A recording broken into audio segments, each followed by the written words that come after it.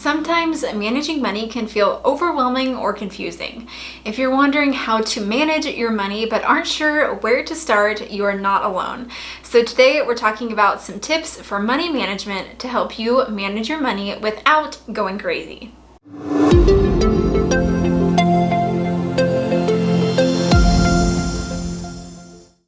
Hi, I'm Marissa with DollarSprout. Managing your money can be pretty broad and in a sense can feel overwhelming. Money management isn't usually something you learn in school and you may not have learned from your parents either. Luckily, managing your money can be pretty straightforward. So today we're talking about 10 simple steps you can follow to learn how to manage your money smarter and achieve your financial goals. But before we get into today's video, don't forget to subscribe to the DollarSprout YouTube channel for more money videos. So let's talk about 10 simple steps to managing your money. Number 1, take inventory of your finances. Before you can really manage your money well, you need to take stock of your current financial situation. Many people don't know how much they're spending or where their money is going each month, but there is hope. Let's start with your income. How much do you make each month from your salary, tips, commissions, or other side hustles? Does your income vary month to month or is it stable? List all of your income sources and write down how much you've made from each source for the last 6 to 12 months. Then look at your expenses. What fixed costs do you have, like rent, car payments, and insurance? Write down how much you spend on variable expenses as well, like gas and groceries. Then think of surprise expenses each month, like home or car repair. And lastly, write yearly or twice yearly costs, like taxes. Number 2, tune up your money mindset. Once you've looked at all the numbers, it's important to tune up your mindset. If you feel like you never have enough money to do what you want to do, try to think positively instead. And think about all the things that you can do with your money. Even work at practicing gratitude by making a list of all the things you have to be thankful for. Number 3, set goals for your money.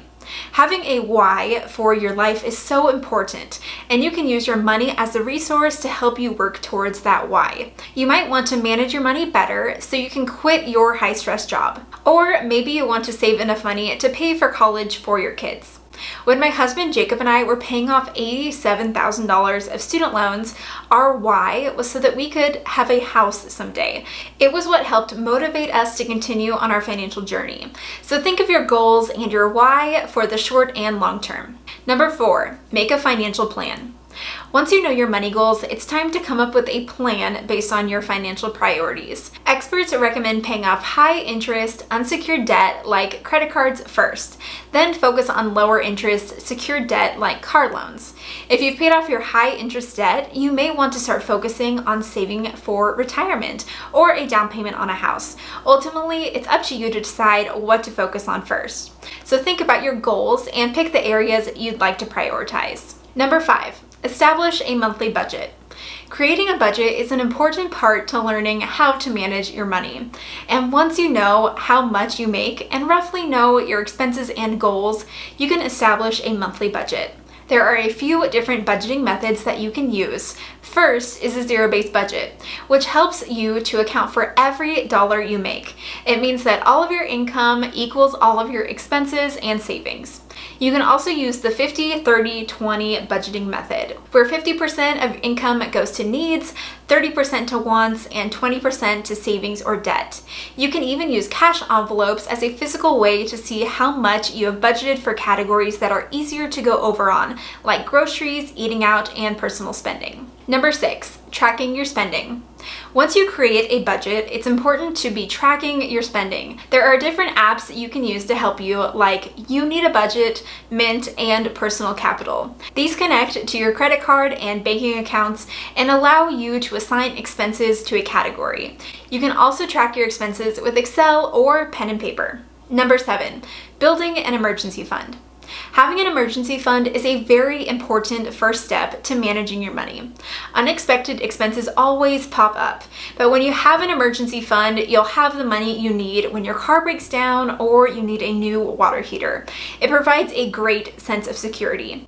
A good place to start is to set aside at least $1,000 for a small emergency fund, with the goal to grow it to 3 to 6 months of expenses. My husband and I kept $3,000 in an emergency fund while paying off debt and built it up to $10,000, or about 5 months of expenses, once we were debt-free. Number 8, create a debt payoff plan. If you have debt, it's important to have a plan to pay it off. Some experts suggest paying off the smallest debt first so you get those psychological wins, which is using the debt snowball. There might be other considerations, like first paying off the ones that have the most impact on your credit score or which have the highest interest rate. Regardless of which method you choose, start tackling them bit by bit. And if you're wanting to learn more about paying off debt, we'll link a few videos down below. Number 9, saving for the future. The future may feel far away, but if you start saving now, your future self will thank you. The easiest way to save for the future is to start with your employer's 401k matching program, if they have one.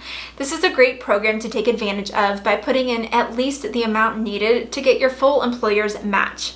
The great thing about a 401k is that it's deducted from your paycheck, so it never hits your bank account and it's hard to miss it.